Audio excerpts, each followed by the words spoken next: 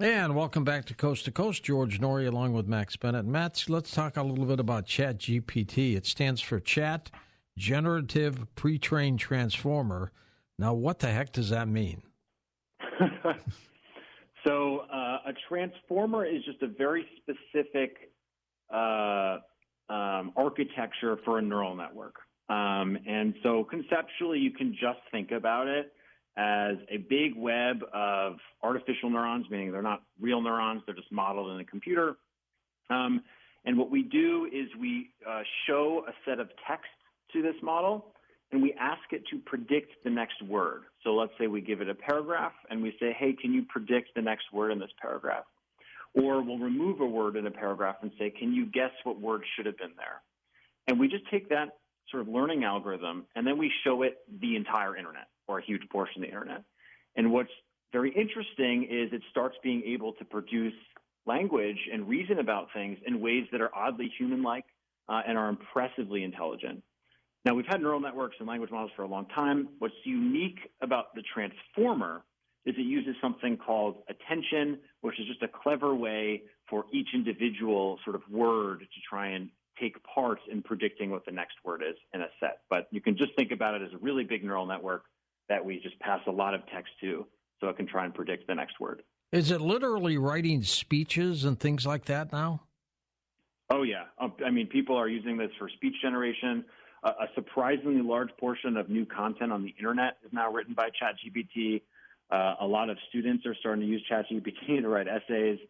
Lawyers are starting to use it. Yeah, there's a lot of use. And doctors are using it for medical diagnosis too, isn't it? So there's a lot of work going on for trying to use large language models in medical use cases. And ChatGPT in particular is not necessarily the best one to use. Google's working on its own specialized model for medical use cases. But yeah, there are some really interesting stories. There's one story of someone who took their dog to a vet, and the vet thought it was condition A. So then they went home, but the dog wasn't getting better. And so then he went to ChatGPT and it said, well, there's three possibilities. ChatGPT guessed the first one the doctor did, but if it's not this, it must be these other two. And one of them was actually really dangerous and needed urgent care. So he went back to the vet and actually saved the dog's life. So that's one of the success stories where it democratized access to information. There's also examples where people have used ChatGPT, lawyers have used it in legal briefs or in the law, and it's turned out that ChatGPT just entirely made up cases. And that lawyer actually got in big trouble for doing that. Does it lie, Max? Does it lie? It definitely lies. It does lie. Wow. Yes. So the problem is when you just give it the whole internet to read, and then you give it a novel set of sentences, it does its best to predict what it thinks is next in that sentence, but it gets things wrong a lot. It doesn't always know what the actual truth is. And the problem with these large language models is because it doesn't have breakthrough 3, the ability to sort of pause and think about and reason and have this inner world model that exists in mammals, it can't actually pause and say, actually, I don't know the answer to that question, or it doesn't do as good a job as a human would. So it just tries to answer pretty much every question you give it, which leads it to what in the AI community is called hallucinating, or to your point, just lie or say the wrong thing, which is a dangerous thing. Does it deceive on purpose? No. Well, I think to deceive on purpose would suggest that there's some intent to trick people for some ulterior motive. Yeah, I mean, to me, that's a lie. If it deceives on purpose, that's a lie. If it deceives because it doesn't know any better, that's a different issue. Yeah, I would say then it does not lie in that sense. Now, will it ever get to a point where it's like Hal from the movie 2001, where it reasons and lies and manipulates and does all kinds of things? I don't think large language models as they stand today would produce a sort of entity like HAL, where they have their own goals, its own sense of self, and its own nefarious objectives. Yeah, their own agenda. Yeah. Yeah. I don't think at least the transformer models themselves will do that. There's so much money going into AI right now that, if you fast forward 2 decades, will we have the ability to produce something like that? I think it's hard to argue the answer is no. I think it's likely we'll have something more like that. But I don't think large language models out of the box are going to produce it. I think there's bigger risks, though, which is, Nick Bostrom, his famous philosopher, has an allegory called the paperclip problem, which I think is really instructive, where he says, let's imagine a world where we have these super intelligent AIs, and we ask one of them to run a paperclip factory for us.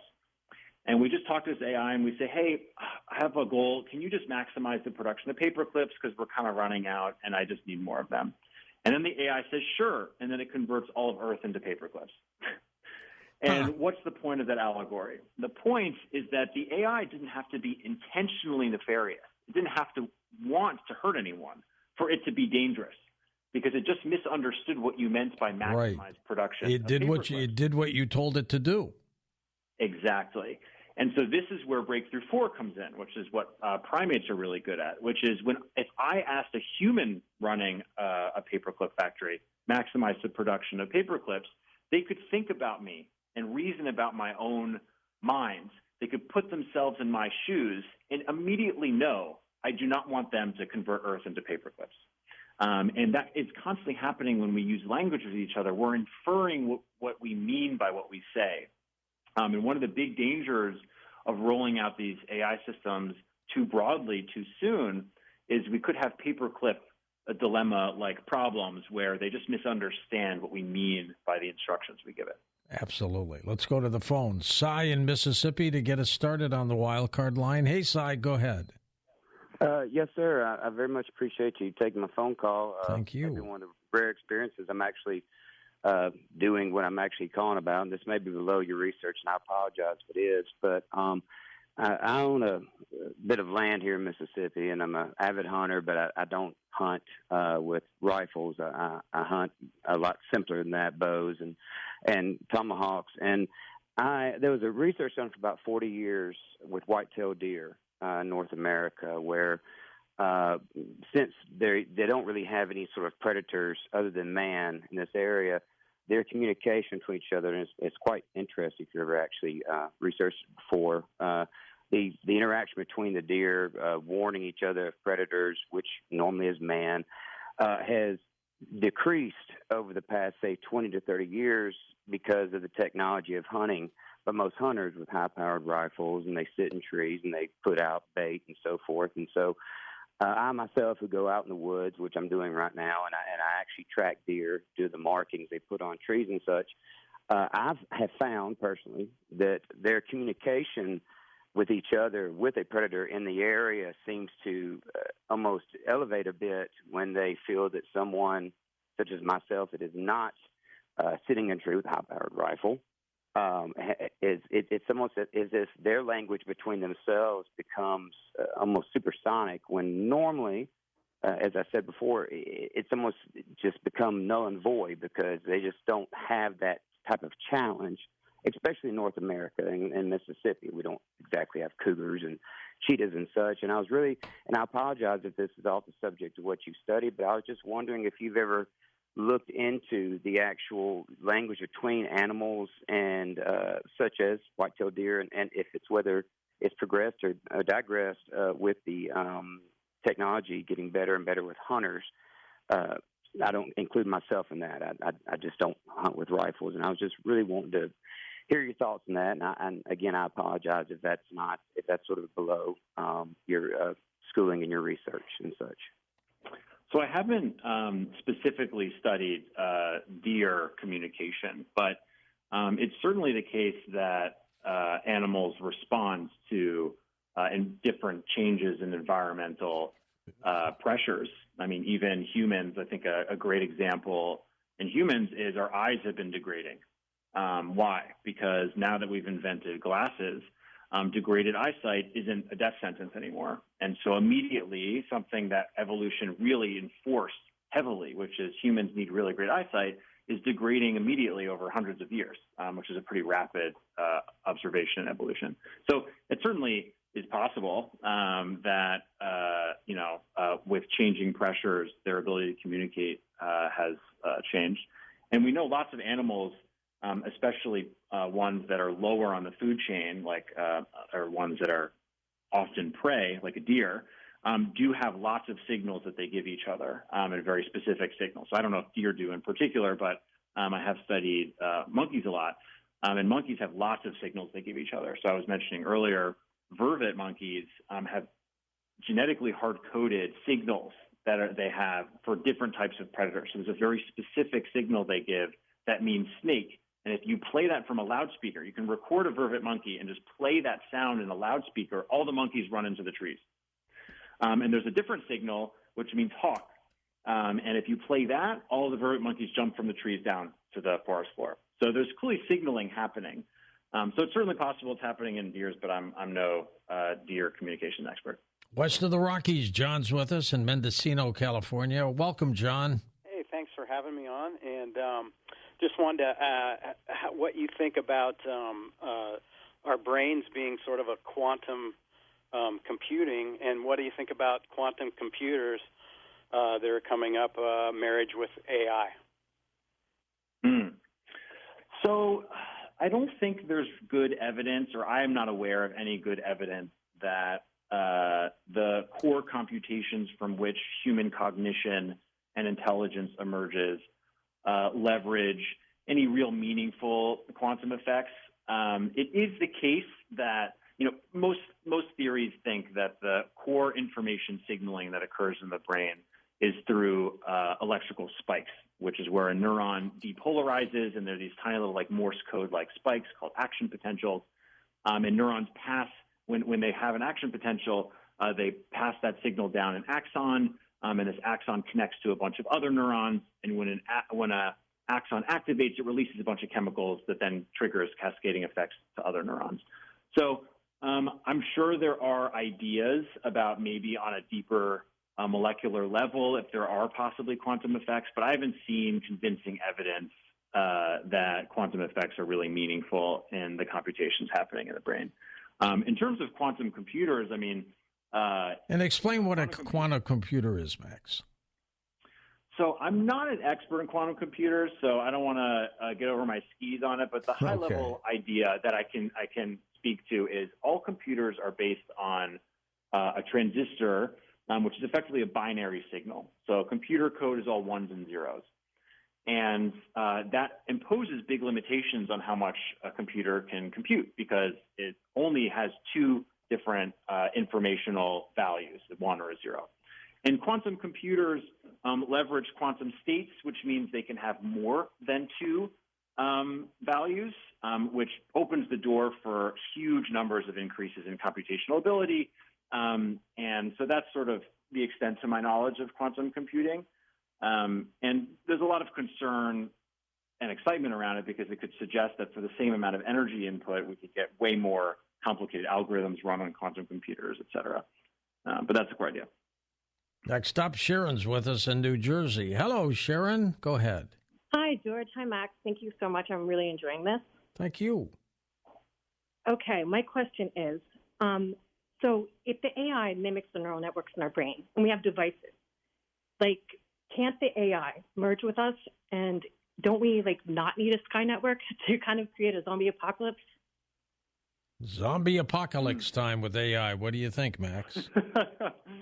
When you say merge with us, what do you mean? AI will, affect me personally, how I write a sentence.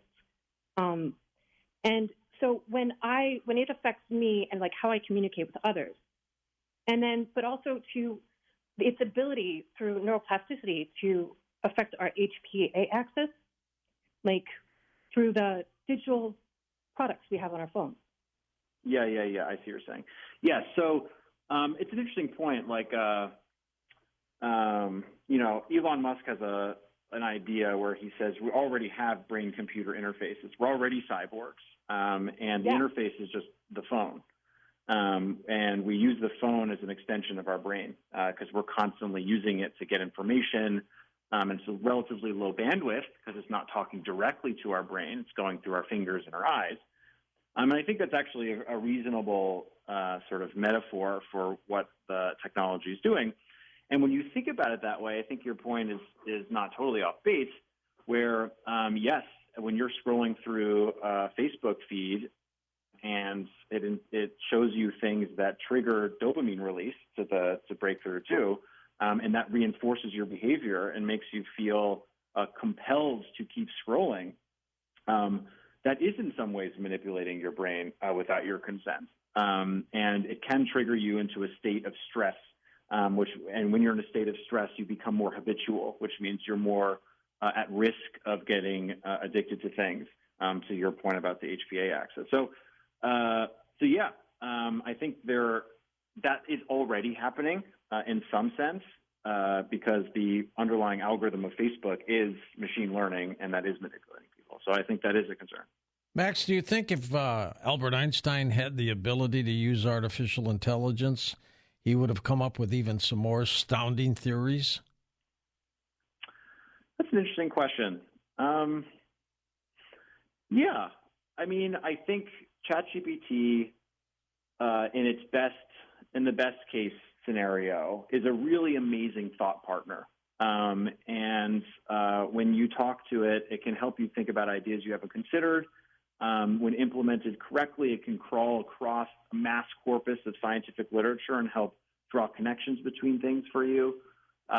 So, yeah, if Einstein had access to the internet even before you imagine even AI systems, how much more could Einstein have done if he didn't have to go to the library to read books? He could have just had access to Wikipedia. So I think it's reasonable to say that. Now, at the same time, what would happen, back then, people's attention spans were much longer, right? So Albert Einstein would also have grown up in a world where there was Facebook all around and attention spans are declining and all of that. So you also have to, consider both of those effects at the same time. But I think it's a reasonable case that he would reap much benefit from the internet and AI systems.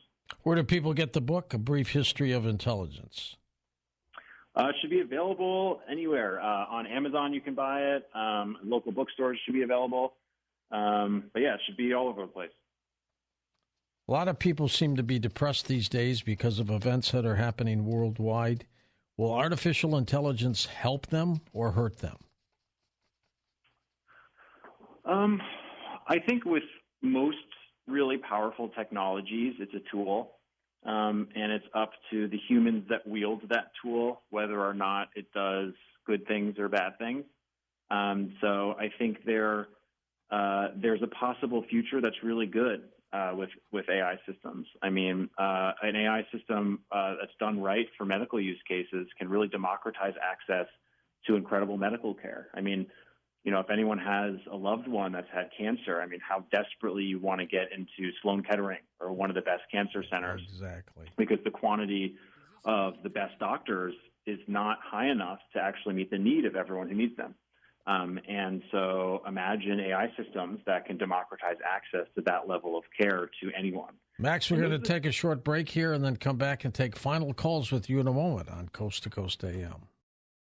And welcome back. We're with Max Bennett. We'll take your final calls as we talk about the brain and artificial intelligence. His book is called A Brief History of Intelligence, Evolution, AI, and the 5 Breakthroughs That Made Our Brains.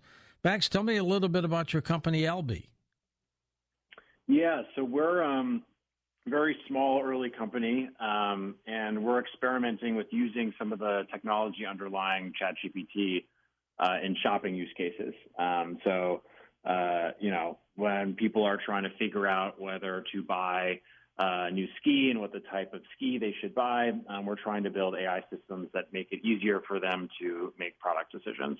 And the high-level goal is to get people to not have to spend as much time shopping online and effectively to have a personal shopper do that stuff for them. Is this something that Amazon would love to welcome you with? Yeah, I mean, I think Amazon's probably building their own version of this. Our goal is to empower everyone who's not Amazon, so all the smaller folks, give them similar technology. All right, let's go to final calls east of the Rockies. Joe's with us in Long Island, New York. Hey, Joseph, go ahead. Yeah, hi, Max. I have two related questions, both of which I also want to, on top of my questions, is dopamine going to give you a false reading? Like if you're skiing and you get a dopamine rush, that means you like skiing, but is that always the case? But my first question, both derived from Thinking Fast and Slow, is this idea where the author says in that book that we're mostly in System 1 automatic thinking, and some of that involves anchoring that we don't even know we're doing, where we're hearing something and we kind of anchor in on what we're hearing. Or, for example, I think of myself, I lost some races swimming, just informal races when I was young, and I've never considered myself a good swimmer since, even though I've gotten complimented on my swimming. So I anchored in on that, and how that relates to maybe the brain, that tendency to anchor in either on animal behavior or human behavior with events or just something you hear, and could that be exploited by AI? My second question is, heuristic or shortcut thinking being exacerbated by AI, where we tend to just use quick rules of thumb or intuition in our thinking and don't do that deliberative System 2 type thinking where we're looking more into why we're doing things. An example might be in China, like they're using this where they're tracking people with the AI pictures or whatever, and they might say, well, someone was at a gathering that might have been a protest, but they might have just been passerbys, or they might be there because they're attracted to a girl and want to talk to the girl, or they're taking out a book, and this means that on their social credit score with a backstory is that they actually want to see what the opposing point of view is. Or, for example, last example would be, say, a teacher accusing someone of using chat GPT in a paper, but there is the backstory of students have been cheating on papers, passing them around or buying them, and, the AI is maybe just exacerbating what's already there. Comment with what you want, Max. So one thing that I love that you brought up is, so in Thinking Fast and Slow, the idea, so Daniel Kahneman wrote that book, and the idea is that in human brains, there are two general forms of thinking. One is fast thinking, where we make automatic responses. The other is slow thinking, where we pause and consider our choices. And that maps almost exactly to this five, and it's something we talk about in AI, where when I was talking about reinforcement learning early vertebrates, that effectively is the System 1 fast thinking. This is this immediate response to a stimulus. And what evolved in early mammals is the ability to pause and think about things before we make choices.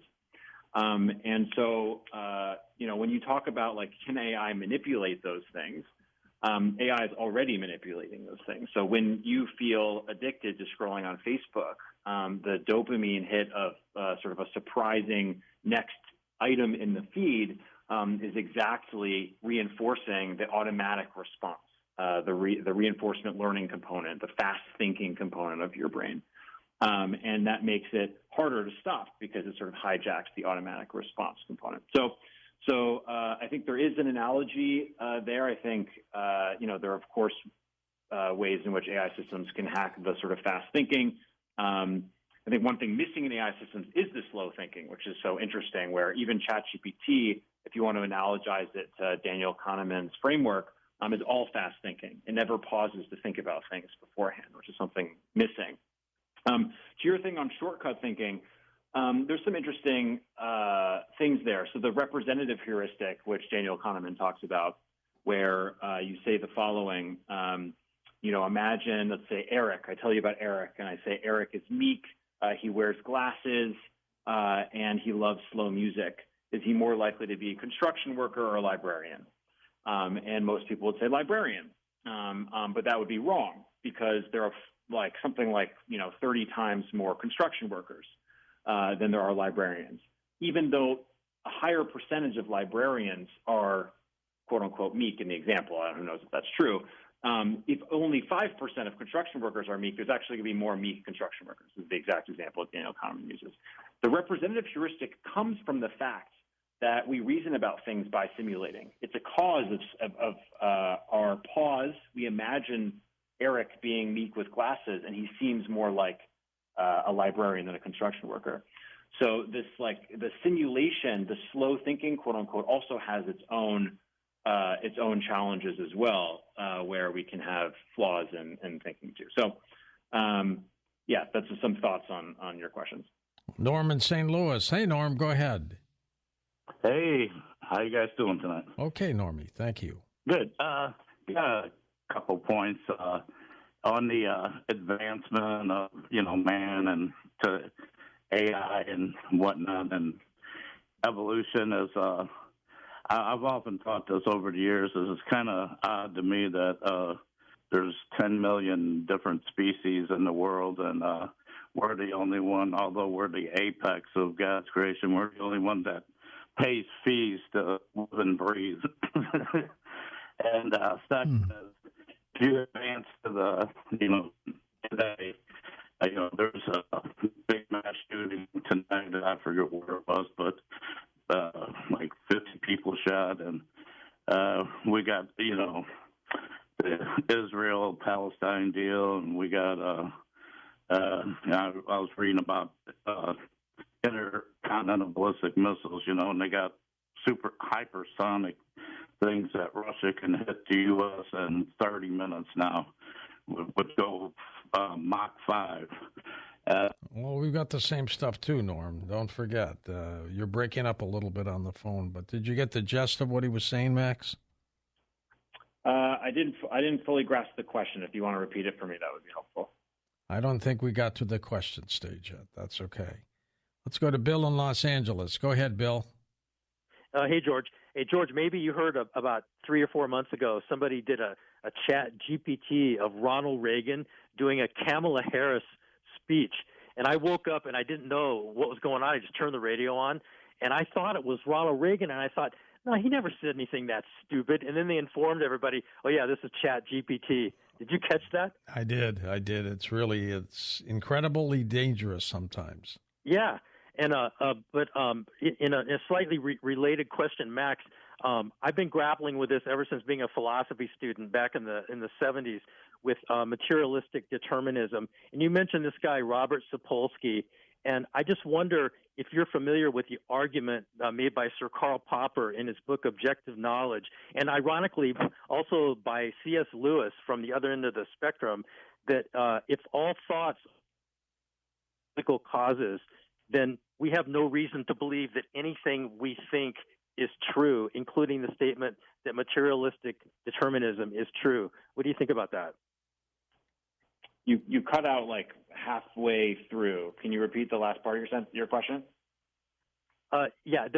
If materialistic determinism is what is actually real, then we have no reason to believe any of our thoughts are really true, because we're just being programmed by molecular reactions to think what we think. Well, I'm not familiar with that argument, but just because it's predetermined by things going on a molecular level, I don't see why that would mean it's not true. I could program a computer without it having any free will of its own, and it would be fully material. It would be fully abiding by material determinism, but I could give it information that would still be true. So unless I'm not fully grasping the argument, I don't see why the fact that things are determined and based in only material aspects of reality, we're unable to hold true beliefs. If you were playing poker with the chat GPT, would you be all in with this artificial intelligence, Max? When you say all in, you mean would I start rolling it out to vast parts of society and using it for all these different applications? Yep. Yeah, I don't think we're, I'm in general a techno optimist. I think there are really great. The world can be much better if we do things right.